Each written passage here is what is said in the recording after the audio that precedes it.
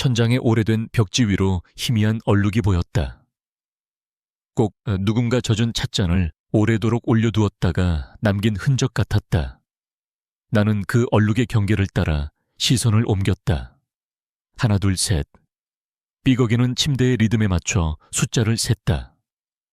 그 소리는 내 것이 아니었다. 내 몸에서 나는 소리가 아니었다. 그저 낡은 가구가 내는 비명 그뿐이었다. 그의 숨소리가 귓가에 거칠게 닿았다. 땀과 값싼 스킨로션 냄새가 뒤섞여 코를 찔렀다. 나는 숨을 참았다. 이 순간이 이 행위가 나와는 아무 상관없는 일인 것처럼. 나는 텅 빈 껍데기였고 진짜 나는 저 천장의 얼룩 속으로, 째깍거리는 시계 초침 소리 속으로, 창문 틈으로 스며드는 차가운 밤 공기 속으로 흩어져 버렸다. 끝났어. 민준의 목소리는 언제나처럼 무심했다. 그는 내 몸에서 몸을 일으켜 아무렇게나 옷을 꿰어 입었다. 침대 한쪽이 허전해지면서 냉기가 파고들었다. 그는 담배를 찾는지 주머니를 뒤적이다가 나를 돌아보지도 않고 말했다. 간다. 연락할게. 문이 닫히는 소리가 들리고 방 안에는 다시 완전한 정적이 찾아왔다. 나는 움직이지 않았다. 천장의 얼룩은 여전히 그 자리에 있었다. 마치 나를 비웃는 것처럼. 나는 왜 이런 짓을 반복하는 걸까? 정상처럼 보이고 싶어서 다른 사람들처럼 사랑하고 사랑받는 관계를 맺을 수 있다는 걸 증명하고 싶어서. 하지만 결과는 언제나 똑같았다. 텅 빈 공허함, 그리고 지독한 자기 혐오. 몸을 일으켜 욕실로 향했다. 거울 속에는 낯선 여자가 서 있었다. 눈밑은 퀭하고 입술은 핏기가 없었다. 뜨거운 물을 틀자 수증기가 거울을 뿌옇게 뒤덮으며 그 낯선 얼굴을 지워버렸다. 나는 샤워기 아래 주저앉았다. 뜨거운 물줄기가 등을 타고 흘러내렸지만 내 몸속 깊은 곳에서부터 차오르는 한기는 조금도 가시지 않았다. 그때였다. 잊고 싶었던 기억의 파편이 날카롭게 나를 찔렀다. 힘으로 나를 억누르던 거친 손길 경멸과 조소가 가득했던 눈빛 귓가에 메아리 치던 폭언. 나도 모르게 몸이 경련처럼 떨렸다. 비명이 터져 나오려는 것을 가까스로 틀어막았다. 아니야. 그건 끝났어. 다 과거의 일이야. 나는 스스로를 다독이며 조각난 영혼을 끌어모으듯 힘겹게 몸을 일으켰다. 젖은 몸을 수건으로 닦고 낡은 티셔츠를 입었다. 침대로 돌아왔을 때 휴대폰이 요란하게 울리고 있었다. 화면에 뜬 수진이라는 이름에 잠시 망설이다가 전화를 받았다. 여보세요, 한소연, 너 아직 안 자지? 내가 진짜 대박인 소식을 가져왔는데. 수진의 목소리는 언제나처럼 밝고 에너지가 넘쳤다. 그 명랑함이 오늘따라 유난히 버거웠다. 무슨 일인데? 너 소개팅 한번 해볼래? 역시나. 나는 한숨을 내쉬었다. 싫어. 아니, 일단 들어봐. 이 사람은 정말 괜찮아. 내가 보증해. 됐어. 나 남자 만날 생각 없어. 너 그러다 평생 그렇게 혼자 살래. 꽃만 보고 살 거야. 제발 딱 한 번만 만나봐. 수진의 간절한 목소리에도 마음은 움직이지 않았다. 남자라면 지긋지긋했다. 다정함 뒤에 숨겨진 이기심 미소 뒤에 감춰진 욕망. 나는 더 이상 상처받고 싶지 않았다. 그 사람 우리 동네 새로 생긴 건설 현장에서 일하는 사람이래. 막 화려하고 그런 사람 아니고 그냥 성실하고 착한 남자. 너처럼 순수한 사람이야. 부담 가질 필요 전혀 없어. 성실하고 착한 남자. 부담 가질 필요 없는.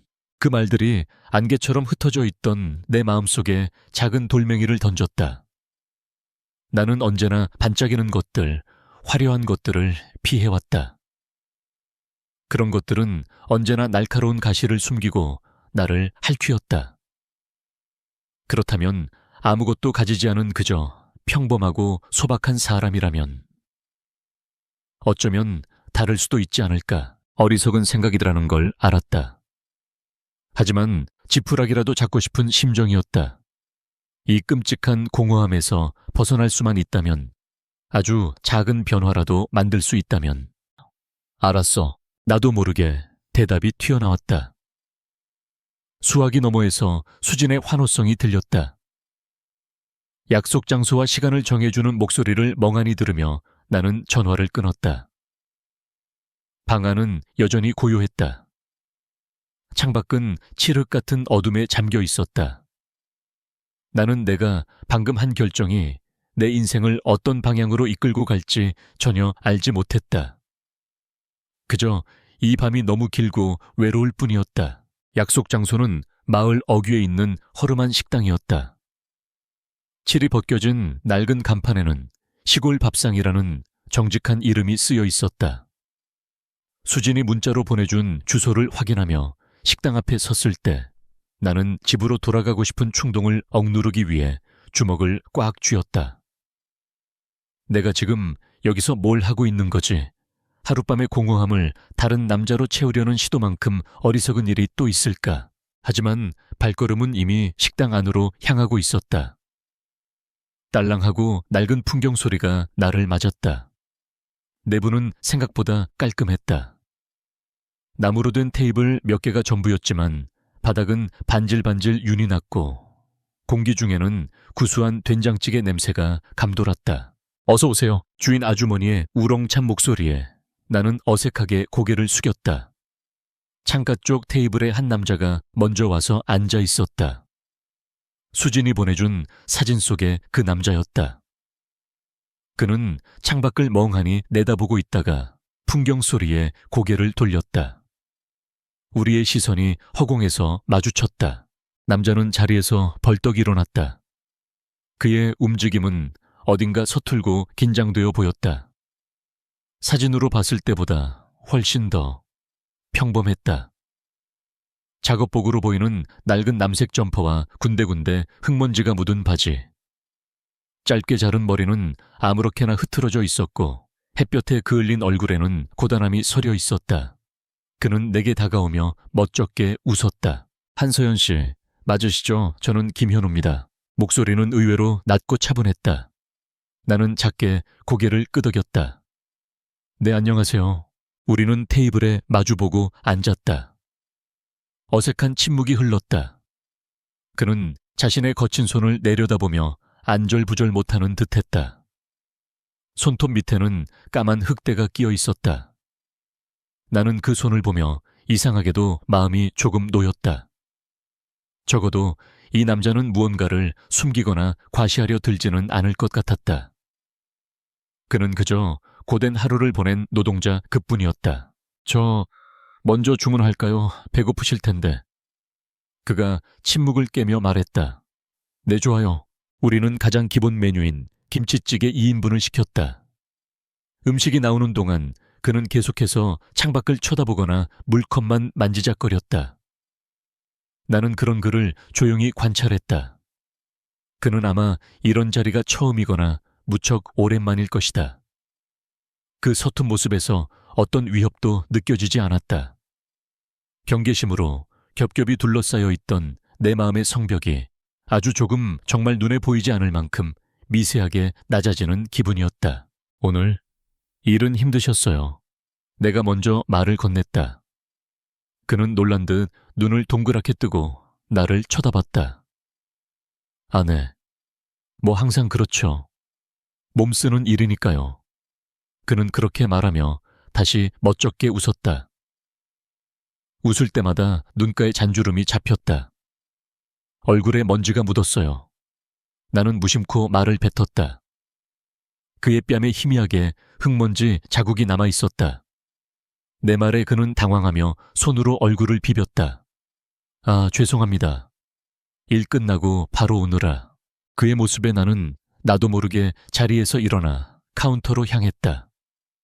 주인 아주머니에게 부탁해 따뜻한 물수건을 하나 얻었다. 내가 물수건을 들고 돌아오자 그는 더욱 당황한 얼굴로 나를 쳐다봤다. 이걸로 닦으세요. 나는 물수건을 그의 앞에 놓았다. 그는 잠시 망설이다가 조심스럽게 물수건을 집어들었다. 고맙습니다. 그의 얼굴이 살짝 붉어졌다. 그는 따뜻한 물수건으로 얼굴과 손을 꼼꼼히 닦았다. 그 간단한 행위만으로도 그의 얼굴에서 고단함이 조금은 가시는 듯했다. 나는 그 모습을 보며 아주 오랜만에 누군가에게 작은 친절을 베푸는 것이 나쁘지 않다고 생각했다. 곧이어 김치찌개가 보글보글 끓는 채로 나왔고 몇 가지 정갈한 밑반찬이 함께 차려졌다. 우리는 말없이 식사를 시작했다. 다행히 찌개 맛은 훌륭했다. 따뜻하고 칼칼한 국물이 속으로 들어가자 긴장으로 굳어있던 몸이 조금 풀리는 것 같았다. 서연 씨는 무슨 일 하세요? 그가 먼저 다시 입을 열었다. 저는 작은 화훼 농장을 해요. 꽃 키워요. 꽃이요. 그의 눈이 반짝였다. 그 반응은 내가 예상했던 것과는 조금 달랐다. 대부분의 남자들은 꽃이라는 단어에 별다른 흥미를 보이지 않았다. 네. 여러 가지 꽃들을 키워서 시장에 내다 팔기도 하고 주문을 받아서 꽃다발이나 화분을 만들어주기도 해요. 대단하시네요. 꽃을 키우는 건 보통 일이 아닐 텐데요. 그렇게 대단한 일은 아니에요. 그냥 제가 좋아하는 일이라서요. 나는 오랜만에 내 일에 대해 이야기했다. 흙에 감촉물을 머금은 꽃잎에 생기 새벽녘 온실을 가득 채우는 향기. 나는 내가 얼마나 그 작은 세상을 사랑하는지에 대해 덤덤하게 설명했다. 그는 내 이야기를 아주 진지한 얼굴로 들어주었다. 그는 중간에 말을 끊지도 화제를 돌리지도 않았다. 그저 묵묵히 고개를 끄덕이며 가끔씩 그럼 장미는 햇빛을 많이 봐야 하나요? 와 같은 순수한 질문을 던질 뿐이었다. 그의 질문들은 기술적이거나 사업적인 것이 아니었다. 그저 정말로 궁금하다는 듯한 아이 같은 호기심이 담겨 있었다. 나는 그에게 봄에 피는 프리지아의 꽃말에 대해 여름에 만개하는 수국의 색깔이 흙의 성질에 따라 달라진다는 사실에 대해 그리고 내가 가장 사랑하는 꽃인 델피니움의 푸른빛에 대해 이야기해 주었다. 이야기를 하는 동안 나는 내가 조금 들떠 있다는 것을 깨달았다. 누군가에게 이렇게 편안하게 내 열정을 드러내 보인 것이 얼마만인지 기억조차 나지 않았다. 현우 씨는 일이 힘들지는 않으세요. 힘들죠? 안 힘들다면 거짓말이고요. 그는 숟가락을 내려놓고 솔직하게 말했다. 그래도 정직하게 땀 흘려서 돈을 버는 거니까요. 무언가를 제 손으로 직접 만들어낸다는 게 좋아요. 건물이 한층 한층 올라가는 걸 보면 뿌듯하기도 하고요. 그의 말에는 꾸밈이 없었다. 나는 그에게서 어떤 허세나 불만도 찾아볼 수 없었다. 그는 자신의 삶을 있는 그대로 받아들이고 그 안에서 소박한 자부심을 느끼며 살아가고 있었다. 그 모습이 낯설면서도 어딘가 부러웠다. 나는 언제나 내 삶을 부정하고 과거로부터 도망치기만 했는데 우리는 식사를 마치고 식당을 나섰다. 어느새 해가 저물고 하늘에는 주황빛 노을이 번지고 있었다. 바래다 드릴게요. 그가 말했다. 괜찮아요. 여기서 얼마 안 멀어요. 그래도요, 밤길은 위험하니까. 그의 고집에 나는 결국 고개를 끄덕였다. 우리는 나란히 걷기 시작했다. 그는 의식적으로 나와 약간의 거리를 유지하며 걸었다. 그의 세심한 배려가 고마웠다. 농장으로 가는 길은 조용한 시골길이었다. 우리는 별다른 말을 하지 않았다. 하지만 그 침묵이 조금도 어색하지 않았다. 풀벌레 소리, 멀리서 들려오는 개 짖는 소리, 그리고 우리의 발걸음 소리만이 고요한 저녁 공기를 채웠다. 농장 입구에 다다랐을 때 우리는 걸음을 멈췄다. 오늘 즐거웠습니다, 서연 씨. 그가 먼저 인사를 건넸다. 저도요. 찌개 맛있었어요. 다음에 또 뵐 수 있을까요? 그는 조심스럽게 물었다. 그의 눈에는 기대와 불안함이 뒤섞여 있었다. 나는 잠시 망설였다. 다시 누군가를 내 세상 안으로 들인다는 것은 두려운 일이었다. 하지만 오늘 하루 나는 아주 잠시나마 그 두려움을 잊을 수 있었다. 그저 평범한 사람과 나누는 평범한 대화, 평범한 식사. 그 평범함이 내게는 기적처럼 느껴졌다. 네, 나는 아주 작은 목소리로 대답했다. 하지만 그는 분명히 들었을 것이다. 그의 얼굴에 안도하는 듯한 미소가 번졌다. 그럼 조만간 또 연락드릴게요. 조심히 들어가세요. 그는 꾸벅 인사를 하고는 몸을 돌려왔던 길을 되돌아갔다. 나는 그의 뒷모습이 어둠 속으로 완전히 사라질 때까지 그 자리에 서 있었다. 집으로 돌아와 불을 켰다.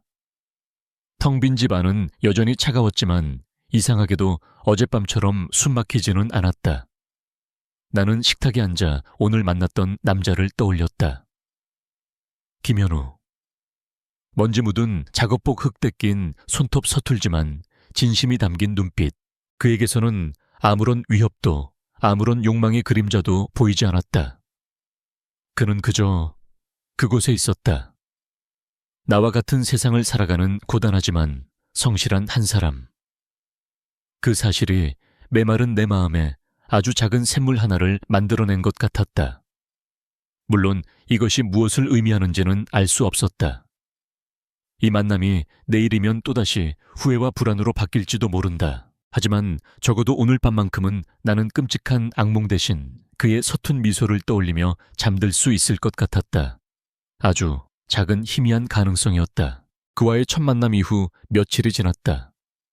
나는 그가 다시 연락하지 않을지도 모른다고 생각했다. 어쩌면 그 편이 더 나을지도 몰라랐다. 하룻밤의 기묘한 평온함은 그저 신기루였을 뿐이라고 다시 원래의 단단한 껍질 속으로 돌아가야 한다고 스스로를 타일렀다. 하지만 마음 한구석에서는 자꾸만 그의 서툰 미소와 거친 손이 떠올랐다. 모순된 감정 속에서 나는 그저 묵묵히 내 일에만 몰두했다. 그가 다시 농장에 나타난 것은 사흘 뒤의 늦은 오후였다. 나는 온실 안에서 허리를 숙여 잡초를 뽑고 있었다. 인기척에 고개를 들었을 때 낡은 작업복 차림의 현우 씨가 온실 입구에 서 있었다. 그는 들어오지도 못하고 문가에서 머뭇거리고 있었다. 그의 손에는 편의점 로고가 찍힌 비닐봉지가 들려 있었다. 안녕하세요, 서연 씨. 어떻게... 지나가던 길인데 혹시나 해서 들러봤어요. 일하시는데 방해한 건 아닌지 모르겠네요. 그는 비닐봉지를 들어보였다. 따뜻한 커피라도 한 잔 같이 할까 해서요. 그의 말과 행동에는 어떤 강요나 의도도 느껴지지 않았다. 그저 정말로 지나가다 생각나서 들른 사람의 담백함만이 있었다. 나는 잠시 망설이다가 고개를 끄덕였다. 고마워요. 마침 좀 쉬려던 참이었어요. 우리는 온실 옆 작은 평상에 나란히 앉았다. 그는 봉지에서 캔커피 2개를 꺼내 하나를 내게 건넸다. 따뜻한 온기가 손바닥으로 전해졌다. 우리는 말없이 커피를 마셨다. 멀리서 들려오는 경웅이 소리와 바람에 나무짚이 스치는 소리가 배경음악처럼 퍼졌다. 농장이 꽤 넓네요. 혼자서 다 관리하시려면 힘드시겠어요. 익숙해져서 괜찮아요. 그래도 가끔은 일손이 부족할 때가 있죠. 특히 저쪽 울타리는 좀 손을 봐야 하는데. 나는 무심코 농장 가장자리에 있는 군데군데 낡아서 허물어진 나무 울타리를 가리켰다. 그리고 곧바로 후회했다. 마치 그에게 도움을 청하는 것처럼 보였을까봐. 하지만 그는 아무 말 없이 울타리를 한참 동안 바라보더니 커피를 다 마시고 자리에서 일어났다. 제가 한번 봐도 될까요? 네, 아니에요. 번거롭게. 괜찮아요. 어차피 오늘 일도 일찍 끝났고 이런 건 제가 전문이죠. 그는 그렇게 말하며 성큼성큼 울타리로 걸어갔다. 그리고는 정말로 전문가처럼 울타리의 상태를 꼼꼼히 살피기 시작했다. 썩은 나무 기둥을 흔들어보고 끊어진 철사를 만져보았다. 나는 어쩔 줄 몰라 그의 뒤를 따랐다. 정말 괜찮은데 다음에 올 때 연장이랑 재료 좀 챙겨와야겠네요. 이 정도면 반나절이면 뚝딱 고칠 수 있어요. 그는 내 말을 듣지 않고 자신만만하게 말했다. 그 순간 나는 그의 제안을 거절할 수가 없었다. 그의 얼굴에는 순수한 호의와 자신의 기술에 대한 자부심이 어려 있었다. 그것을 거절하는 것은 그의 진심을 외면하는 것 같았다. 그날 이후 현우 씨는 이틀에 한 번꼴로 농장에 찾아왔다. 그는 정말로 연장 가방을 들고 와서는 내가 미처 부탁하기도 전에 농장의 굳은 일들을 도맡아 하기 시작했다. 삐걱거리던 온실문에 기름칠을 하고 물이 새던 수도를 고치고 약속했던 대로 낡은 울타리를 튼튼한 새 것으로 교체해 주었다. 나는 그의 곁에서 일을 도우며 그를 관찰했다. 그는 말이 많은 사람이 아니었다. 그저 묵묵히 자신의 일에만 집중했다. 망치질 소리, 톱질 소리, 땅을 파는 삽질 소리가 우리 사이에 대화를 대신했다. 처음에는 그 침묵이 어색했지만 시간이 지날수록 그것이 얼마나 편안한 것인지를 깨닫게 되었다. 우리는 굳이 말로 채우지 않아도 되는 공간을 공유하고 있었다. 그러던 어느 날이었다. 우리는 새로 심을 작약 뿌리를 옮기고 있었다. 내가 뿌리를 들고 있으면 그가 흙을 파는 시기였다. 내가 그에게 작은 모종삽을 건네주던 순간 우리의 손가락이 스쳤다. 아주 짧고 가벼운 접촉이었다. 하지만 내 몸은 기억보다 정직했다. 나는 나도 모르게 숨을 멈추며 어깨를 움츠렸다. 마치 전기에 감전된 것처럼 손을 확 뒤로 뺐다. 스스로의 반응에 심장이 철렁 내려앉았다. 최악이었다. 그가 나를 이상하게 생각하면 어떡하지? 불쾌해하면 어떡하지? 나는 차마 그의 얼굴을 쳐다보지 못하고 고개를 숙였다. 하지만 그는 아무것도 묻지 않았다. 대신 아주 잠깐의 정적이 흐른 뒤 아무 일도 없었다는 듯이 말했다. 아, 미안합니다. 제가 조심성이 없었네요. 그의 목소리는 지극히 차분했다. 그는 내게서 한 발짝 뒤로 물러나 나와의 거리를 확보해 주었다.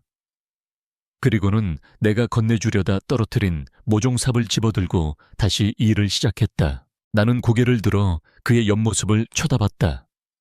그는 정말로 아무렇지 않아 보였다. 나를 비난하지도 동정하지도 호기심 어린 눈으로 쳐다보지도 않았다. 그는 그저 내가 놀라지 않도록 자신의 공간을 조절해 주었을 뿐이다. 그 순간 목구멍까지 뜨거운 것이 치밀어 올랐다. 고마움과 미안함, 그리고 나 자신에 대한 깊은 무력감이 뒤섞인 감정이었다. 이 사람은 이렇게나 나를 배려해 주는데 나는 고작 손가락 하나 스친 것에 경기를 일으키는 한심한 인간이었다. 그날 이후 나는 그의 행동이 얼마나 세심한지를 더욱 분명하게 깨닫게 되었다. 그는 절대로 내 뒤에 서지 않았다. 언제나 내 시야 안에서 움직였다. 무언가를 건네줄 때는 말로 먼저 신호를 보냈다. 서연 씨, 저것 좀 받을 수 있을까요? 하는 식으로. 그는 마치 깨지기 쉬운 유리 세공품을 다루듯 나의 보이지 않는 경계선을 단 한 번도 침범하지 않았다. 하지만 내 안의 괴물은 여전히 시도 때도 없이 고개를 쳐들었다. 한 번은 그가 무거운 비료 포대를 옮기다가 실수로 바닥에 떨어뜨린 적이 있었다. 쿵 하는 굉음에 나는 비명을 지르며 그 자리에 주저앉았다. 과거의 끔찍한 기억이 눈앞을 스쳐 지나갔다. 문이 부서지던 소리, 물건이 날아다니던 소리. 나는 가쁜 숨을 몰아쉬며 귀를 막았다. 눈을 감아도 그날의 풍경이 생생하게 떠올랐다. 공포가 온몸을 올가매는 것 같았다. 서연 씨, 그의 목소리가 멀리서 들려오는 것 같았다. 괜찮아요. 그냥 포대가 떨어진 거예요. 아무 일도 없어요. 그는 내게 다가오지 않았다. 그는 여전히 그 자리에 서서 내가 진정할 때까지 기다려 주었다. 그는 나를 재촉하지도 섣부른 위로를 건네지도 않았다. 그저 낮은 목소리로 괜찮아요 라는 말만 반복할 뿐이었다. 얼마나 지났을까? 미친 듯이 뛰던 심장이 조금씩 잦아들고 시야가 천천히 돌아왔다. 나는 덜덜 떨리는 손으로 땅을 짚고 일어섰다. 그의 얼굴을 마주할 자신이 없었다. 나의 가장 추하고 약한 모습을 전부 들켜버렸다. 죄송해요. 서연 씨가 죄송할 일이 아니에요. 그가 단호하게 말했다. 제가 부주의했던 거죠. 다음부터는 더 조심할게요. 그는 끝까지 모든 것을 자신의 탓으로 돌렸다. 나는 아무 말도 할 수 없었다. 그저 그의 그늘 같은 배려 속에서 조용히 눈물을 삼킬 뿐이었다. 그와 함께하는 시간이 길어질수록 내 마음속에서는 두 가지 감정이 함께 자라났다. 하나는 그를 향한 믿음과 편안함이었다. 그의 곁에서는 적어도 물리적인 위협으로부터는 안전하다는 확신. 다른 하나는 그런 그에게 온전한 나를 보여주지 못하는 데서 오는 깊은 죄책감이었다. 그는 부서진 울타리를 고치고 녹슨 경첩을 바꾸고 막힌 배수관을 뚫어주었다. 나의 망가진 농장을 조금씩 정상으로 되돌려 놓고 있었다. 하지만 정작 가장 깊고 어둡게 망가진 내 마음은 그에게 보여줄 수도 그가 고칠 수도 없는 영역에 있었다. 그날도 그는 해가 저물 때까지 일을 돕고 돌아갔다. 나는 그가 깔끔하게 정리해둔 연장들을 바라보았다. 그의 손길이 닿은 모든 것들은 제자리를 찾고 제 기능을 회복했다. 그의 존재는 소란스럽지 않았지만 분명하게 내 일상에 스며들어 작은 질서를 만들어내고 있었다. 두려움은 여전했다. 하지만 이제 그 두려움 속에서 아주 작은 씨앗 하나가 조심스럽게 싹을 틔우고 있었다. 신뢰라는 이름의 씨앗이었다. 나는 아직 그 씨앗에 물을 주는 방법도 햇볕을 쬐어주는 방법도 몰랐다. 그저 이 연약한 싹이 부디 꺾이지 않기를, 이대로 조금만 더 자라주기를 간절히 바랄 뿐이었다. 그와의 만남이 일상이 되어갈수록 내 농장에는 눈에 띄는 변화가 생겼다. 튼튼해진 울타리, 더 이상 삐걱거리지 않는 문가지런히 정리된 농기구들. 그의 손길이 닿은 곳마다 질서가 잡혔다. 하지만 진짜 변화는 내 안에서 일어나고 있었다. 나는 더 이상 그의 앞에서 숨을 참지 않았다. 그의 존재가 익숙해졌고 그의 침묵이 편안해졌다. 우리는 여전히 서로에 대해 많은 것을 알지 못했지만 함께 땀 흘리고 평상에 앉아 캔커피를 나눠 마시는 그 시간들 속에서 말없이 많은 것을 공유하고 있었다. 그날은 유난히 하늘이 맑았다. 우리는 새로 만든 화단에 다년생 허브를 옮겨 심었다. 흙냄새와 로즈마리 향기가 공기 중에 싱그럽게 퍼졌다. 일을 마치고 땀을 닦는 그에게 내가 물었다. 현우 씨는 어떤 꽃을 제일 좋아하세요? 그는 잠시 고민하더니 나를 보며 작게 웃었다. 서연 씨가 제일 좋아하는 꽃이요. 델피니움이요. 네. 그 파란 꽃. 서연 씨가 그 꽃에 대해 이야기할 때 눈이 반짝이는 게 보기 좋았어요. 그래서 저도 그 꽃이 좋아졌어요. 그의 말에 심장이 쿵하고 내려앉았다. 단순한 대답이었지만 그 안에는 온전한 나를 향한 관심이 담겨 있었다. 꽃이 아닌 꽃을 사랑하는 나를 보고 있다는 사실이 낯설고도 따뜻하게 다가왔다. 나는 처음으로 그에게 내 세상을 조금 더 열어 보여주고 싶다는 생각을 했다. 어쩌면 이 사람이라면 괜찮을지도 모른다고. 그 희망이 막 고개를 들기 시작하던 바로 그날 밤 모든 것이 무너져 내렸다. 밤늦게부터 비가 내리기 시작했다. 처음에는 그저 평범한 여름 장맛비라고 생각했다. 하지만 자정이 넘어가면서 빗줄기는 폭력적으로 변했다. 창문을 때리는 빗소리가 마치 누군가 돌을 던지는 것 같았고, 바람은 귀신처럼 울부짖으며 집 전체를 흔들었다. 나는 불안감에 잠에서 깨어 거실로 나갔다. 창밖은 온통 칠흑 같은 어둠과 미친 듯이 쏟아지는 빛뿐이었다. 그때였다. 끼익 하는 금속이 뒤틀리는 섬뜩한 소리가 들려왔다. 그리고 곧이어 콱과광 기하는 굉음과 함께 땅이 울렸다. 심장이 멎는 것 같았다. 온실, 내 온실이었다. 나는 미친 사람처럼 뛰쳐나갔다. 비바람이 사정없이 얼굴을 후려쳤다. 온몸이 흠뻑 젖는 것은 중요하지 않았다. 내 눈앞에 펼쳐진 광경은 지옥 그 자체였다. 내가 평생을 바쳐 일군 내 유일한 안식처였던 유리 온실이 힘없이 주저앉아 있었다. 뼈대만 앙상하게 남은 채 수천 장의 유리 파편과 뒤엉켜 끔찍한 모습으로 변해 있었다. 안 돼, 안 돼. 나는 무너진 온실 잔해를 향해 비틀거리며 다가갔다. 진흙탕 속에 처박힌 꽃들이 보였다. 며칠 후면 시장에 내다 팔아야 할 장미들, 정성껏 돌보던 수국들, 그리고 내가 가장 사랑하던 델피니움, 모두 찢기고 부러진 채 진흙을 뒤집어 쓰고 있었다. 그것은 단순한 재산 피해가 아니었다. 내 삶이, 내 영혼이 산산조각 난 것과 같았다. 나는 그 자리에 주저앉아 망연자실하게 잔해를 바라보았다. 빗물인지 눈물인지 모를 액체가 쉴 새 없이 흘러내렸다. 내가 할 수 있는 것은 아무것도 없었다. 거대한 자연의 힘 앞에서, 그리고 내 불행 앞에서 나는 너무나도 무력했다. 밤새도록 나는 그 자리에서 움직이지 못했다. 날이 밝았을 때 폭풍은 거짓말처럼 멎어 있었다. 하지만 내 세상은 여전히 폐허였다. 멍하니 앉아있는 내게로 누군가 다가왔다. 흠뻑 젖은 채 헐레벌떡 뛰어온 현우 씨였다. 그는 내 앞에 펼쳐진 참혹한 광경을 보고는 얼굴이 하얗게 질렸다. 서연 씨. 그는 내게 달려와 어깨를 잡으려다 어젯밤에 내 반응을 떠올렸는지 손을 멈칫했다. 괜찮아요. 다친 데는 없어요. 나는 고개만 저었다. 목소리가 나오지 않았다. 세상에, 이게 다 무슨 일입니까? 그는 망연자실한 목소리로 중얼거리며 폐허가 된 농장을 둘러보았다. 그의 눈에도 절망감이 가득했다. 그는 내 옆에 조심스럽게 쪼그려 앉았다. 괜찮아요, 서연 씨. 괜찮을 거예요.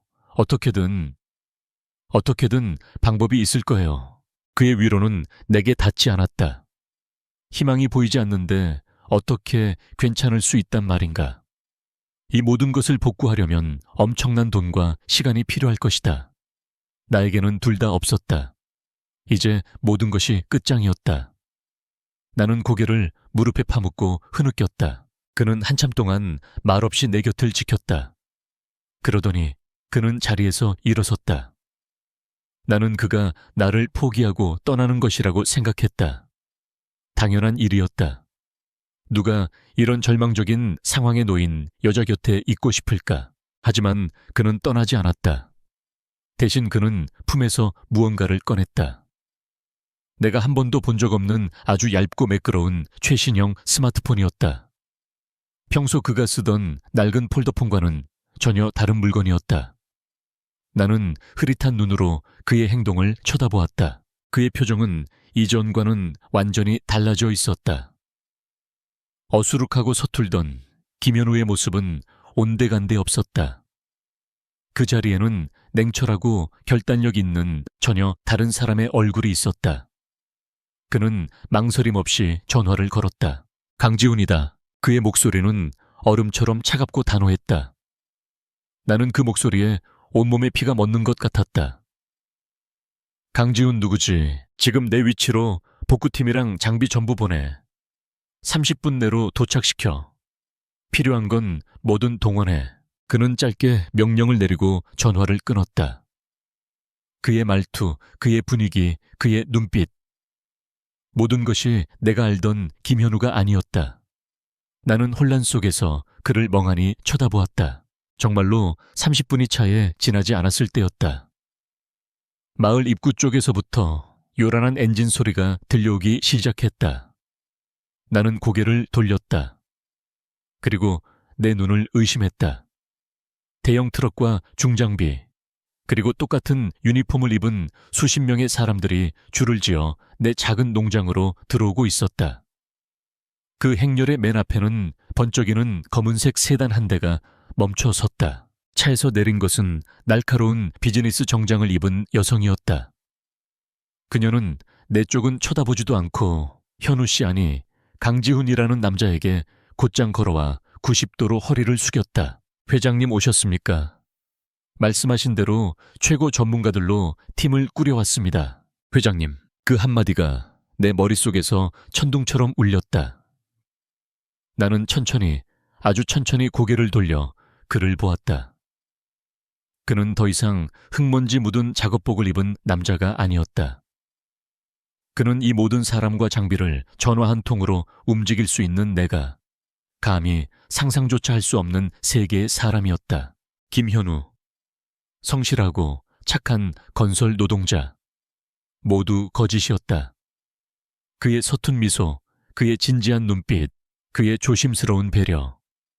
그 모든 것이 나를 속이기 위한 연극이었단 말인가. 울음이 멎었다. 절망감도 사라졌다. 그 자리를 채운 것은 칼날처럼 차갑고 날카로운 배신감이었다. 사람을 믿으려 했던 내가 얼마나 어리석었는지 깨달았다. 아주 잠시나마 희망을 가졌던 내가 얼마나 한심했는지. 과거의 상처가 다시 터져나와 온몸으로 독처럼 퍼져나갔다. 역시 세상에 믿을 놈은 아무도 없었다. 그가 내게 다가왔다. 그의 얼굴에는 안타까움과 미안함이 뒤섞여 있었다. 서연 씨, 내가 다 설명할게요. 이건 나는 손을 들어 그의 말을 막았다. 그리고 자리에서 일어섰다. 나는 더 이상 무력하게 우는 여자가 아니었다. 김현우 씨, 아니 강지훈 회장님. 내 목소리는 나조차 놀랄 만큼 차갑고 단단했다. 당신이 누군지 왜 이런 짓을 했는지 이제 궁금하지 않아요. 나는 폐허가 된 농장과 그 앞에 도열한 그의 직원들을 차례로 쳐다보았다. 당신 팀들 데리고 당장 여기서 나가요. 서연 씨, 제발. 내 말 좀 들어줘요. 당신을 돕고 싶어서. 도움나는 실소했다. 이게 당신이 사람을 돕는 방식인가요? 거짓말로 사람을 기만하고 돈으로 모든 걸 해결할 수 있다고 과시하는 거. 나는 당신의 동정 따위 필요 없어요. 나는 그를 똑바로 쳐다보았다. 그의 눈이 흔들리는 것이 보였다. 하지만 나는 더 이상 그의 눈빛에 속지 않을 것이다. 나가요. 내 세상에서 당장. 나는 몸을 돌려 집으로 향했다. 등 뒤에서 그가 나를 부르는 소리가 들렸지만 나는 단 한 번도 뒤돌아보지 않았다. 굳게 닫힌 문은 그에게 영원히 닫혀버린 내 마음과도 같았다. 나는 문을 잠갔다. 그리고 커튼을 쳤다. 집 안은 한낮인데도 불구하고 동굴처럼 어둡고 침침해졌다. 밖에서는 기계 소리와 사람들이 웅성거리는 소리가 희미하게 들려왔다. 강지훈의 세상이 내 세상의 문턱까지 밀려와 있었다. 나는 소파에 몸을 웅크리고 귀를 막았다. 사라져. 제발 그냥 다 사라져버려. 휴대폰이 쉴 새 없이 울렸다. 김현우라는 이름으로 저장되어 있던 번호였다. 나는 화면을 들여다보지도 않고 전원을 꺼버렸다. 그와의 모든 연결고리를 끊어내고 싶었다. 그의 목소리를 듣는다면 혹시라도 내가 약해질까봐 두려웠다. 시간이 얼마나 흘렀을까. 바깥의 소음이 조금씩 잦아들었다. 나는 조심스럽게 커튼 틈으로 밖을 내다보았다. 중장비와 사람들은 보이지 않았다. 하지만 그 자리에는 여전히 번쩍이는 검은색 세단 한 대가 서 있었다. 그는 가지 않았다. 그는 차 안에서 이쪽을 내굽게 닫힌 집을 지켜보고 있었다. 그 집요함에 소름이 끼쳤다. 과거의 그림자가 어깨를 짓눌렀다. 떠나라고 했을 때 떠나지 않는 남자. 자신의 방식을 고집하는 남자. 분노가 치밀었다. 나는 창고로가 낡은 장갑과 장화를 꺼내 신었다. 그리고 뒷문으로 빠져나갔다. 그의 시선을 피하고 싶었다. 나는 폐허가 된 온실로 향했다. 그의 도움이 없어도 나 혼자서 할 수 있다는 것을 보여주고 싶었다. 아니, 나 스스로에게 증명해야만 했다. 일은 처참했다. 날카로운 유리 조각을 치우고 진흙 속에 파묻힌 꽃의 잔해를 걷어내는 일은 끝이 보이지 않았다. 손가락은 금세 상처투성이가 되었고 온몸은 흙과 땀으로 범벅이 되었다. 하지만 나는 멈추지 않았다. 몸의 고통이 마음의 고통을 잊게 해주었다. 분노를 동력 삼아 나는 기계처럼 움직였다. 나는 그를 보지 않으려 애썼지만 그의 존재를 느끼지 않을 수는 없었다. 그는 차에서 내리지도 내게 다가오지도 않고 그저 멀리서 나를 지켜보고만 있었다. 그 시선이 나를 더욱 비참하게 만들었다. 동정인가 아니면 자신의 거짓말이 초래한 결과를 감상하고 있는 건가? 어느 쪽이든 역겨웠다. 해가 저물기 시작했다. 나는 온몸이 부서질 듯 아팠지만 고작 온실의 작은 한 구석을 치웠을 뿐이었다. 이 거대한 절망을 언제쯤 다 치울 수 있을까? 눈앞이 캄캄했다. 그때 꺼두었던 휴대폰을 다시 켜고 싶은 충동이 들었다. 혹시 그에게서 어떤 변명이라도 와 있을까? 아니, 나는 변명이 듣고 싶은 게 아니었다. 나는 그저 김현우가 그리웠다. 나는 주머니 속 차가운 휴대폰을 만지작거리며 깊은 혼란에 빠졌다. 머릿속에서는 두 남자가 싸우고 있었다. 한 명은 흙먼지 묻은 손으로 내게 따뜻한 캔커피를 건네던 남자 김현우였다. 그는 내 이야기를 진지하게 들어주었고 나의 보이지 않는 상처를 세심하게 배려해 주었다. 나는 그 앞에서 아주 오랜만에 편안하게 숨을 쉴 수 있었다. 다른 한 명은 전화 한 통으로 세상을 움직이는 남자 강지훈이었다. 그는 나를 속였다. 그의 모든 친절과 배려는 가난한 노동자라는 역할을 연기하기 위한 도구에 불과했다.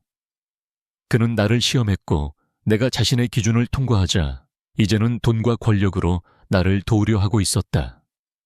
그의 세계에서 나는 동등한 존재가 아니었다. 그저 가엾고 불쌍해서 그가 시혜를 베풀어야 하는 대상일 뿐이었다. 그의 거짓말은 내 과거의 가장 끔찍한 기억을 건드렸다. 다정함으로 위장한 채 나를 통제하고 사랑이라는 이름으로 나를 기만했던 그 남자. 강지훈 역시 다르지 않았다. 방식이 더 세련되고 교묘해졌을 뿐 본질은 같았다.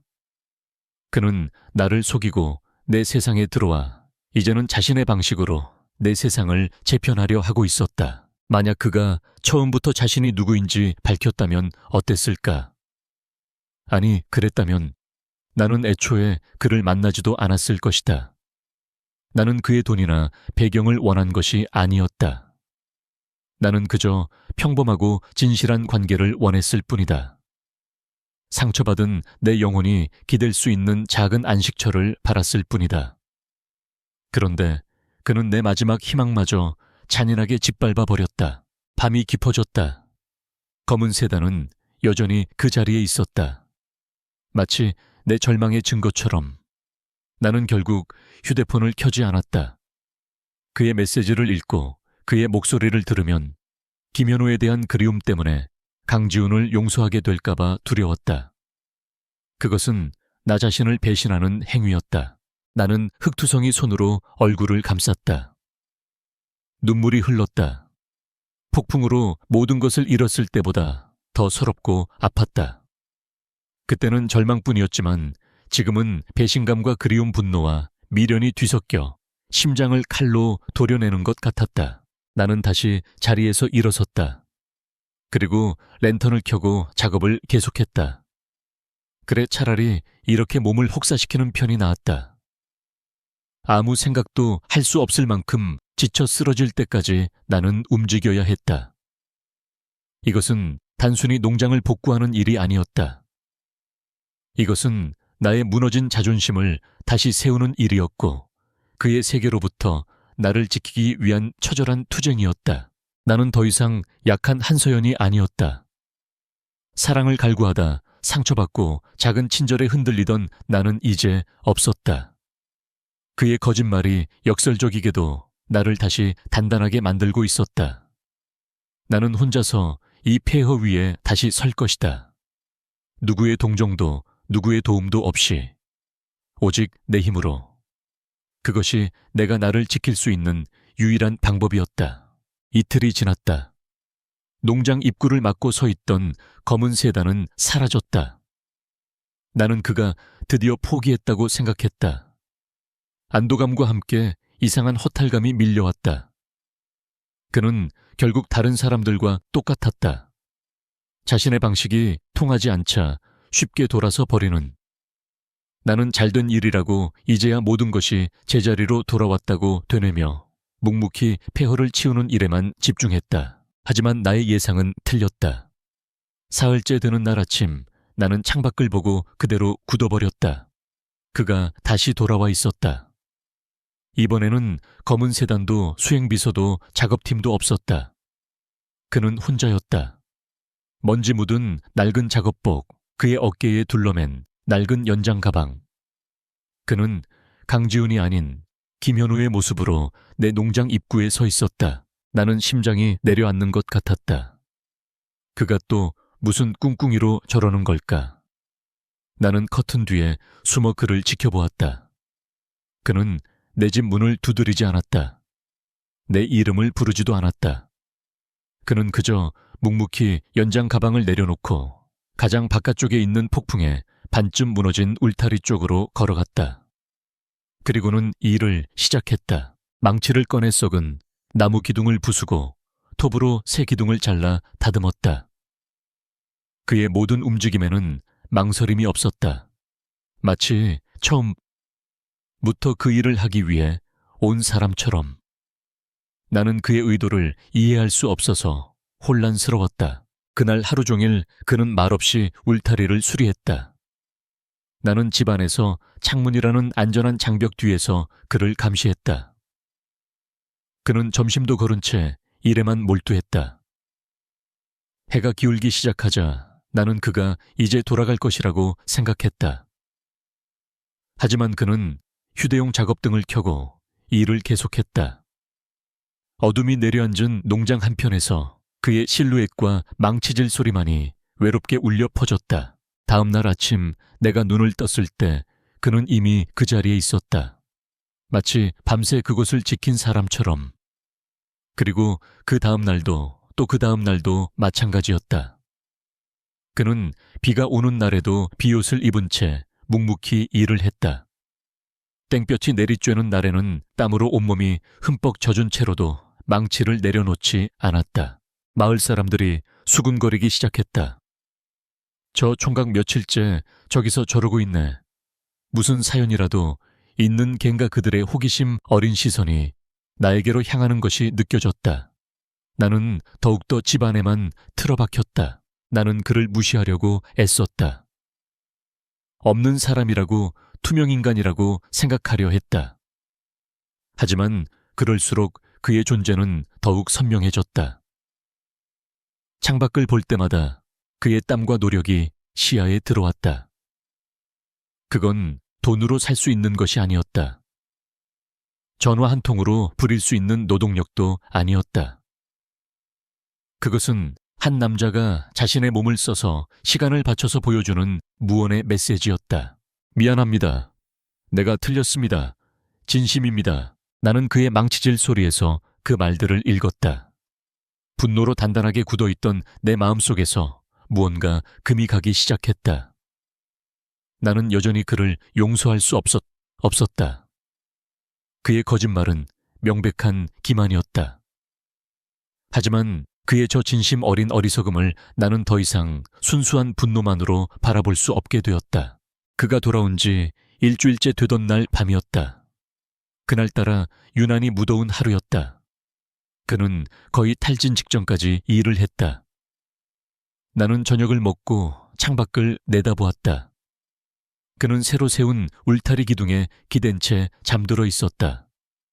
작업등 불빛 아래 드러난 그의 얼굴은 피곤에 절어 창백했다.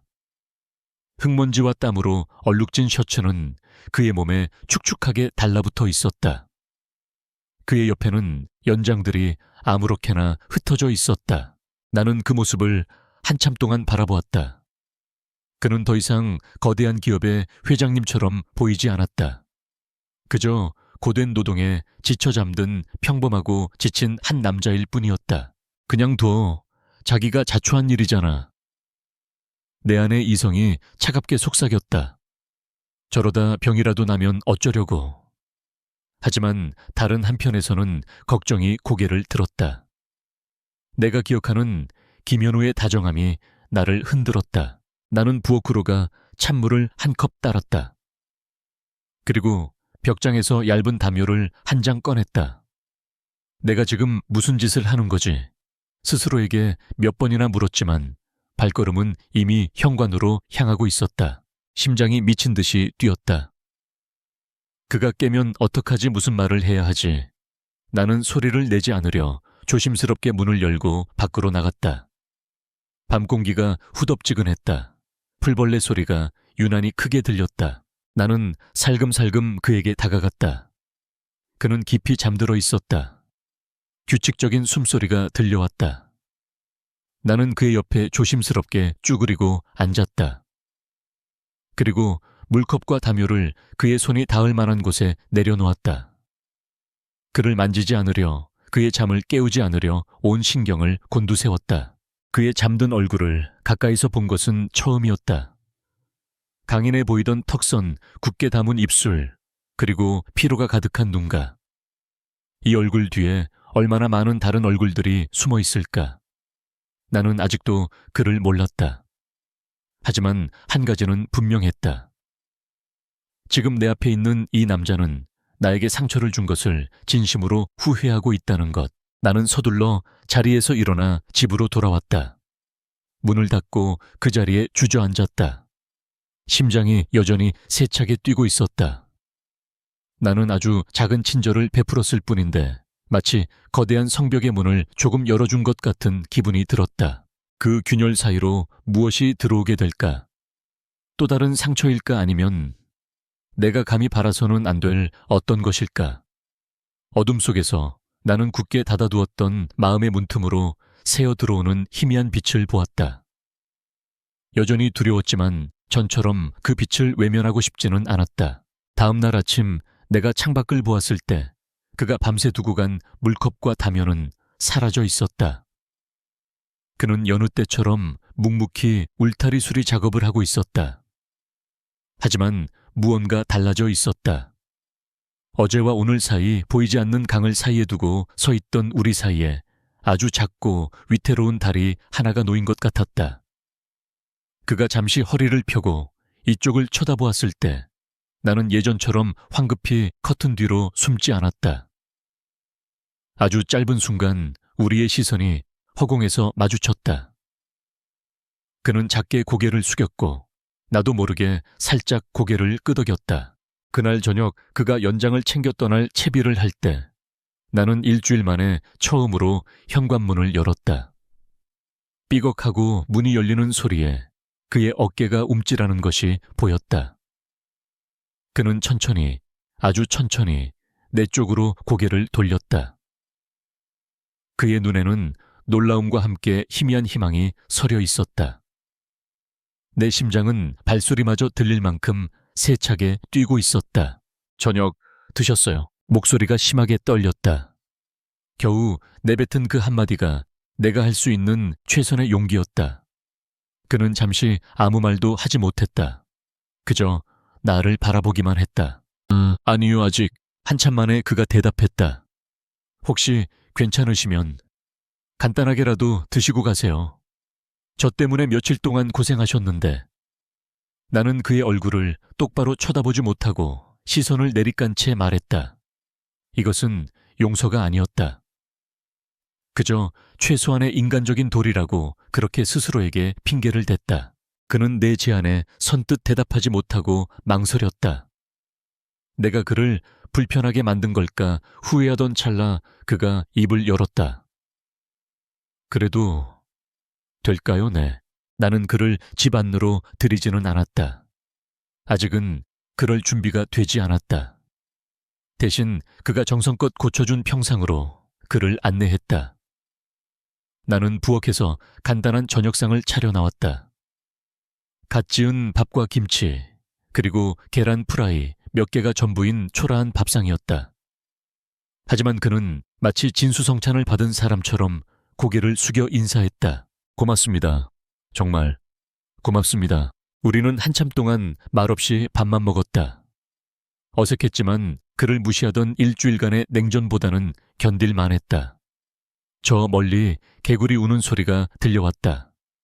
하늘에는 조각달이 떠 있었다. 내가 먼저 침묵을 깼다.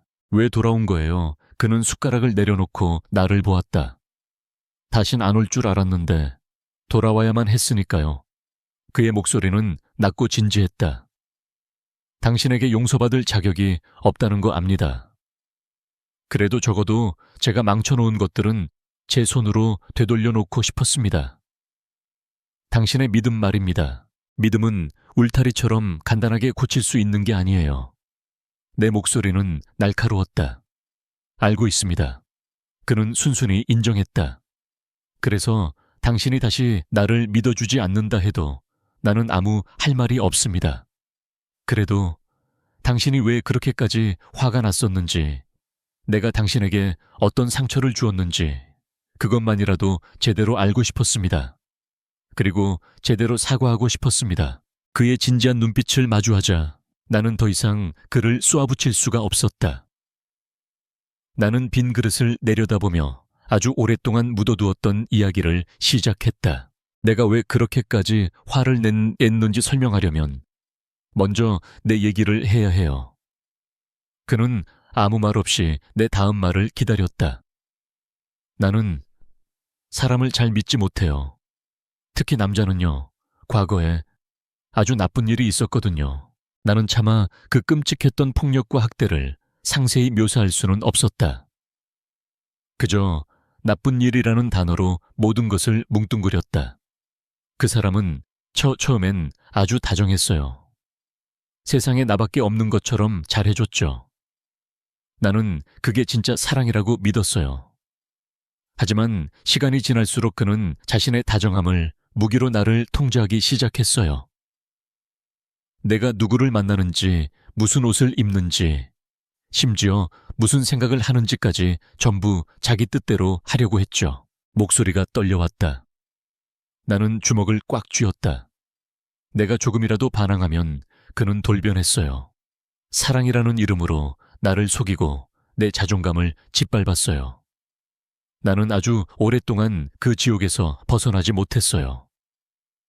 내가 그 관계를 끊어내고 이곳으로 도망쳐온 건 다시는 누구에게도 내 세상을 휘두르도록 허락하지 않기 위해서였어요. 나는 고개를 들어 그를 보았다. 그의 얼굴은 고통으로 일그러져 있었다. 당신이 나한테 거짓말을 했을 때 나는 그 사람이 떠올랐어요. 당신의 그 친절, 당신의 그 배려. 김현우라는 사람에게 내 마음이 조금씩 열리고 있었는데 그 모든 게 강지훈이라는 사람이 만들어낸 연극이었다는 걸 알게 된 순간 나는 또다시 기만당했다고 생각했어요. 당신도 결국엔 그 사람처럼 나를 속이고 나를 당신 뜻대로 하려는 거라고. 당신의 돈과 힘으로 내 세상을 침범하려는 거라고. 내 뺨 위로 뜨거운 눈물이 흘러내렸다. 오랫동안 혼자서만 사겨왔던 아픔이었다. 그래서 무서웠어요. 당신이 베푸는 도움이, 친절이 전부 다 무서웠어요. 그는 아무 말도 하지 않았다. 그는 이해해요. 같은 섣부른 위로도 나는 그와는 달라요. 같은 성급한 변명도 하지 않았다. 그는 그저 고통스러운 침묵 속에서 나의 아픔을 온전히 감당하고 있었다. 그의 침묵은 그 어떤 말보다도 더 깊은 위로가 되었다. 한참의 시간이 흐른 뒤 그가 입을 열었다. 미안합니다. 그의 목소리는 잠겨 있었다. 정말 미안합니다, 서연 씨. 나는 내 어리석은 행동이 당신의 그런 깊은 상처를 건드리게 될 거라고는 상상조차 못했습니다. 나는 그저 내 진심을 알아줄 사람을 찾고 싶다는 이기적인 생각뿐이었습니다. 그는 자신의 이야기를 시작했다. 부모님에게 물려받은 거대한 회사, 그 안에서의 끝없는 경쟁과 암투. 주변에는 언제나 그의 돈과 지위를 보고 접근하는 사람들 뿐이었다고 했다. 사랑이라고 믿었던 관계는 결국 배신으로 끝났고 그는 사람에게 완전히 지쳐버렸다고 했다. 그래서 도망치고 싶었습니다. 강지훈이 아닌 그냥 한 남자로 나를 봐줄 사람을 만나고 싶었습니다. 당신을 처음 만났을 때 당신은 흙투성이인 나를 보고도 아무렇지 않게 따뜻한 물수건을 건네주었죠. 그때 나는 아주 오랜만에 사람에게서 온기를 느꼈습니다. 그래서 욕심이 생겼습니다. 당신의 그 진심을 잃고 싶지 않아서 김현우라는 거짓말 뒤에 계속 숨어버렸습니다. 그는 고개를 숙였다. 내 행동은 명백히 당신을 기만한 겁니다. 어떤 말로도 정당화될 수 없어요. 내 상처를 핑계로 당신에게 더 깊은 상처를 주었습니다. 정말 면목이 없습니다. 우리는 어둠 속에서 오랫동안 앉아 있었다. 그의 고백과 나의 고백이 달빛 아래 뒤섞였다. 거짓의 껍질이 벗겨지고 상처투성이에 진심만이 남았다. 더 이상 가난한 노동자 김현우도 거만한 CEO 강지훈도 없었다. 그저 후회하는 한 남자와 여전히 두려워하는 한 여자가 있을 뿐이었다. 나는 아직 그를 완전히 용서하지 못했다. 상처는 그렇게 쉽게 아물지 않으니까. 하지만 적어도 나는 이제 그의 진심을 의심하지는 않았다. 우리는 서로의 가장 깊은 어둠을 마주 보았다. 그리고 그 어둠 속에서 아주 희미하지만 분명한 새로운 시작의 가능성을 보았다. 달빛 아래서의 대화 이후 우리 사이에는 조심스러운 평화가 찾아왔다. 그는 더 이상 밤늦게까지 일하지 않았다. 대신 해가 질 무렵이면 연장을 정리하고 돌아갔다. 우리는 매일 저녁 그가 고쳐놓은 평상에 앉아 차를 마셨다. 대화는 많지 않았지만 더 이상 서로를 경계하지도 않았다. 나는 그가 가져온 따뜻한 캔커피를 자연스럽게 받아들었고 그는 내가 내어주는 소박한 저녁 식사를 고맙게 받았다. 그는 농장의 부서진 시설들을 거의 다 복구해 주었다. 하지만 그는 떠나지 않았다. 이제는 꽃밭의 잡초를 뽑거나 허브에 물을 주는 것과 같은 소소한 일들을 도왔다. 그의 존재는 천천히 내 일상에 다시 한번 스며들고 있었다. 거짓이 거친 자리에는 어색하지만 진솔한 시간이 쌓여갔다. 나는 가끔 창고로 쓰는 작은 별채를 그가 쉬는 공간으로 쓰도록 허락했다. 비를 피하거나 땀을 식힐 공간이 필요했기 때문이다. 그것이 내가 그에게 보여줄 수 있는 최대한의 신뢰였다. 나는 이 평화가 계속되기를 이대로 천천히 서로에게 익숙해지기를 바랐다. 하지만 내 안의 어둠은 그렇게 쉽게 길들여지지 않았다. 그날 밤 나는 꿈을 꾸었다. 아니, 그것은 단순한 꿈이 아니었다. 잊었다고 생각했던 과거가 가장 끔찍한 형태로 재현된 악몽이었다. 비릿한 술 냄새 나를 찍어 누르는 육중한 무게에 저항할 수 없는 거친 힘. 그리고 귓가에 울리는 경멸적인 웃음소리. 나는 비명을 지르고 싶었지만 목소리가 나오지 않았다. 벗어나려 발버둥 쳤지만 몸은 쇠사슬에 묶인 듯 꼼짝도 하지 않았다. 끝없는 절망 속으로 더럽고 축축한 어둠 속으로 가라앉고 있었다. 안 돼. 나는 내 비명 소리에 잠에서 깼다. 온몸은 식은땀으로 흠뻑 젖어 있었고 심장은 갈비뼈를 부술듯이 세차게 뛰고 있었다.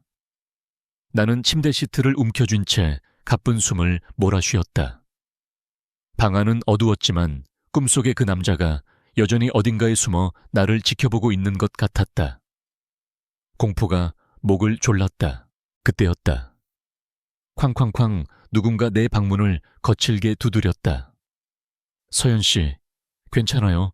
서연 씨, 지훈 씨의 목소리였다. 그의 목소리에는 다급함과 불안함이 가득했다. 하지만 그 순간 내 몸은 공포에 먼저 반응했다. 한밤중에 남자가 내 방문을 두드리고 있었다. 안에 있죠. 제발 문 좀 열어봐요. 무슨 일이에요? 나는 침대 구석으로 기어가 몸을 웅크렸다. 오지마. 제발 오지마. 하지만 그의 목소리는 계속해서 나를 불렀다. 그 목소리는 나를 해치려던 그 남자의 목소리와는 달랐다. 그것은 지난 몇 주간 나의 곁에서 묵묵히 땀 흘리던 남자의 목소리였다. 나의 상처를 듣고 함께 아파해주던 남자의 목소리였다. 나는 떨리는 다리를 이끌고 힘겹게 문으로 다가갔다. 그리고 아주 작은 틈만을 남겨둔 채 문을 열었다. 문틈으로 보이는 그의 얼굴은 하얗게 질려 있었다. 서연 씨, 대체 무슨... 그는 말을 잇지 못하고 공포에 질려 떨고 있는 나를 바라보았다. 그는 문을 열고 들어오려다 본능적으로 한 걸음 뒤로 물러섰다. 내게 공간을 주기 위해서였다. 나는 그 작은 배려의 둑이 무너지듯 울음을 터뜨렸다. 그는 안으로 들어오지 않았다. 대신 그는 문지방에 조심스럽게 걸터 앉았다. 무서운 꿈을 꿨어요. 나는 고개만 끄덕였다. 괜찮아요. 이제 괜찮아요. 그는 나를 안심시키려는 듯 아주 느리고 차분한 목소리로 말했다. 나예요. 지훈이에요. 당신을 해칠 사람은 아무도 없어요. 여기는 안전해요. 그는 방안을 둘러보며 천천히 말했다. 저기 보세요. 당신이 아끼는 화분이죠. 그리고 저건 당신 책상. 창문 밖에는 달이 떠 있고요. 여긴 당신의 방이에요. 당신의 안전한 공간. 그의 낮은 목소리를 따라 시선을 옮기자 미친 듯이 날뛰던 현실 감각이 조금씩 돌아왔다. 악몽의 잔상은 희미해지고 익숙한 내 방의 풍경이 눈에 들어왔다. 심장 박동도 조금씩 느려졌다. 공포가 가라앉은 자리에는 지독한 허무함과 외로움이 파도처럼 밀려왔다. 나는 언제까지 이 어둠 속에서 혼자 싸워야 하는 걸까? 나는 엉망인 얼굴로 그를 보았다. 그는 여전히 그 자리에 앉아 걱정스러운 눈으로 나를 지켜보고 있었다. 지난 몇 주간 그가 보여준 인내와 진심이 떠올랐다. 그는 단 한 번도 나를 재촉하거나 강요하지 않았다.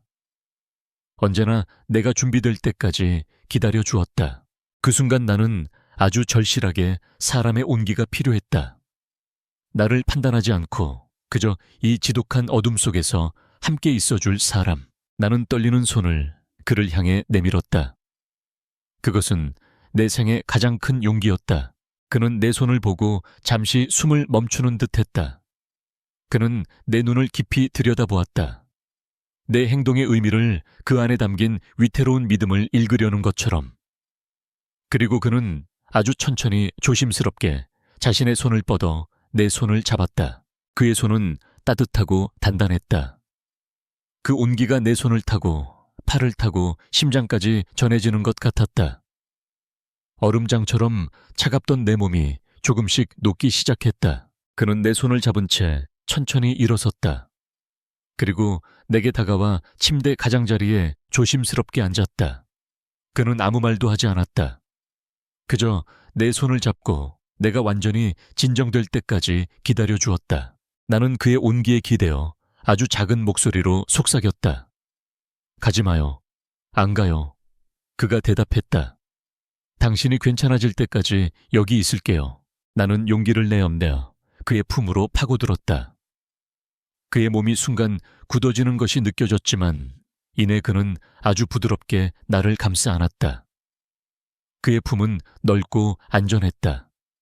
나는 그의 심장 소리를 들으며 아주 오랜만에 모든 경계를 풀고 몸에 힘을 뺐다. 그는 내 머리를 아주 조심스럽게 쓰다듬었다. 마치 세상에서 가장 소중하고 연약한 것을 다루듯이 나는 고개를 들어 그를 보았다. 그의 눈에는 욕망이 아닌 깊은 연민과 애정이 담겨 있었다. 그는 천천히 고개를 숙여 내 이마에 입을 맞추었다.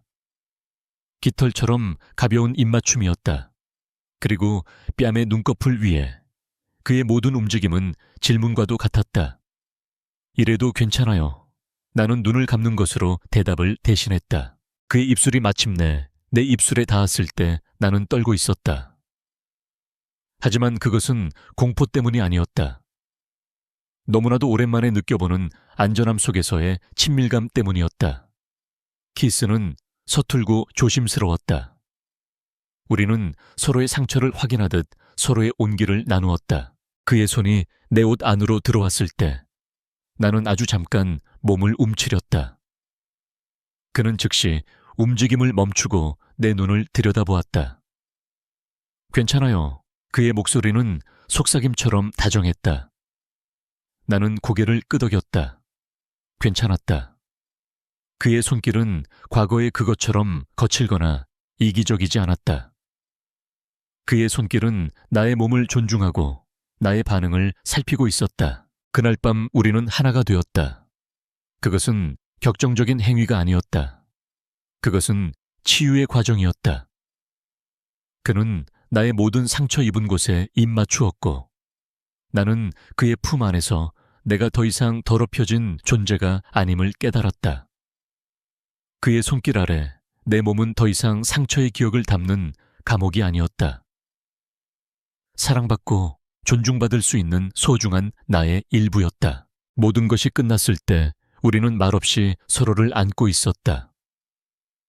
창밖은 아직 어두웠지만 내 마음속에는 아주 오랜만에 새벽이 오고 있었다. 나는 그의 품에 안겨 눈물을 흘렸다. 그것은 더 이상 고통이나 공포의 눈물이 아니었다. 깊은 안도와 감사 그리고 마침내 되찾은 평온함의 눈물이었다. 상처는 여전히 그 자리에 있었지만 이제는 더 이상 나를 지배하지 못할 것이다. 나는 혼자가 아니었으니까. 그날 밤 이후 우리의 관계는 새로운 국면으로 접어들었다. 아침에 눈을 떴을 때 그의 품 안에서 느껴지는 안정감은 지난밤의 공포를 깨끗이 씻어내 주었다. 우리는 더 이상 과거의 상처와 거짓말에 얽매이지 않았다. 대신 서툴지만 진솔하게 서로를 알아가는 시간을 가졌다. 그는 더 이상 밤늦게 별채로 돌아가지 않았다. 나의 허락해 그는 내 집에서 밤을 보냈다. 우리는 함께 아침을 먹고 함께 밭에 나가 일을 했다. 그는 두 개의 세상을 사는 남자가 되었다. 주중에는 전화기 너머로 수백억짜리 계약을 지시하는 냉철한 CEO 강지훈이었고 주말이면 내 농장으로 돌아와 흙투성이 손으로 잡초를 뽑는 다정한 남자 김현우였다. 처음에는 그의 그런 모습이 낯설었지만 나는 점차 그 모든 것이 강지훈이라는 한 사람의 일부임을 받아들이게 되었다.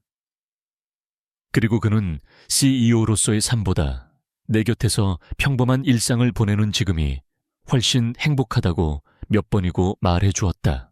그의 세상이 내게로 온 것처럼 그 역시 나를 자신의 세상으로 초대했다. 이번 주말에는 서울에 가지 않을래요. 어느 날 저녁 그가 조심스럽게 물었다. 내가 사는 곳도 보여주고 싶고 내 사람들도 소개해주고 싶어요. 서울. 그 단어는 내게 너무나도 멀고 이질적인 세상이었다. 높은 빌딩, 화려한 사람들, 그리고 그의 가족. 나는 그 세상에 어울리지 않는 시골뜨기 여자일 뿐이었다. 두려움에 망설이는 나를 보며 그가 내 손을 따뜻하게 잡아주었다. 걱정 말아요. 내가 항상 옆에 있을게요. 당신은 그냥 당신답게 있으면 돼요. 그의 흔들림 없는 눈빛에 나는 용기를 내기로 결심했다. 서울에서의 첫 데이트는 평범했다. 우리는 작은 미술관에 가고 오래된 서점이 있는 골목길을 걸었다. 하지만 우리의 평범한 시간은 오래가지 못했다. 어디선가 나타난 파파라치가 우리의 사진을 찍었고 며칠 뒤 인터넷은 우리의 이야기로 도배되었다. 강지훈 회장, 시골 처녀와 비밀 연애. 재벌 3세의 신데렐라 그 정체는 기사들은 악의적이었다. 나를 신분 상승을 노리는 꽃뱀 정도로 묘사했고 내 사진 밑에는 차마 입에 담을 수 없는 악플들이 달렸다. 나는 온몸의 피가 차갑게 식는 것을 느꼈다. 그들의 눈에 비친 나는 그저 돈 많은 남자를 유혹한 여자일 뿐이었다. 과거의 상처가 다시 나를 핥히는 것 같았다. 서연 씨, 이런 거 보지 말아요. 지훈 씨는 내 손에서 스마트폰을 빼앗아 들며 분노했다. 그는 당장이라도 법무팀에 연락해 모든 기사를 내리게 할 기세였다. 괜찮아요. 나는 그의 손을 잡으며 그를 말렸다. 어차셔 사실이 아닌데요 뭐. 나는 당신이 내 곁에 있다는 것만 알면 돼요. 내 생각보다 나는 강해져 있었다. 그의 사랑이 나를 단단하게 만들고 있었다. 악의적인 시선들 앞에서 더 이상 움츠러들지 않을 수 있는 힘을 주고 있었다. 하지만 진짜 관문은 따로 있었다. 바로 그의 가족이었다. 그는 며칠 뒤 아버지와의 저녁 식사 자리에 나를 초대했다. 그의 아버지는 국내 굴지의 대기업을 일군 살아있는 전설과도 같은 인물이었다. 약속 장소인 고급 한정식집으로 향하는 내내 나는 손에 땀이 났다. 그의 아버지 강 회장은 생각보다 평범한 노신사의 모습이었지만 그의 눈빛은 모든 것을 꿰뚫어 보는 듯 날카로웠다. 식사는 숨막히는 정적 속에서 이루어졌다. 강 회장은 내게 부모님이나 학력 같은 것들을 건조하게 물었고 나는 최대한 예의 바르게 대답했다. 식사가 끝날 무렵 지훈 씨가 잠시 자리를 비운 사이 강 회장이 마침내 본론을 꺼냈다. 서연 양. 그의 목소리는 낮고 위압적이었다. 솔직하게 말해주게. 원하는 게 뭔가 돈인가 아니면 이 집안의 며느리 자리라도 꿈꾸는 건가. 그는 헛기침을 한 번 하고 말을 이었다. 헛된 꿈은 꾸지 않는 게 좋아. 자네와 내 아들은 사는 세상이 다른 사람들이야. 지훈이가 지금 잠시 바람이 들어 자네에게 빠져 있는 것 같지만 그건 한때의 감정일 뿐이야. 그는 수표책을 꺼내려 했다. 나는 그의 의도를 알아차리고 그가 무언가를 쓰기 전에 먼저 입을 열었다. 회장님, 내 목소리는 떨리지 않았다. 나는 그의 눈을 똑바로 마주 보았다. 회장님께서 걱정하시는 바가 무엇인지 이해합니다. 그리고 제가 회장님의 기준에 한참 못 미치는 사람이라는 것도 잘 압니다. 나는 잠시 숨을 골랐다. 하지만 저는 지훈 씨의 돈이나 배경을 보고 만나는 것이 아닙니다. 저는 그저 흙투성이 손으로 제 울타리를 고쳐주던 남자. 제가 무서운 꿈을 꾸었을 때 밤새 곁을 지켜주던 남자 강지훈이라는 사람 그 자체를 사랑할 뿐입니다. 나는 찻잔을 들어 조용히 한 모금 마셨다. 만약 그것으로 부족하다면 회장님께 더 드릴 말씀이 없습니다. 그때 지훈 씨가 돌아왔다.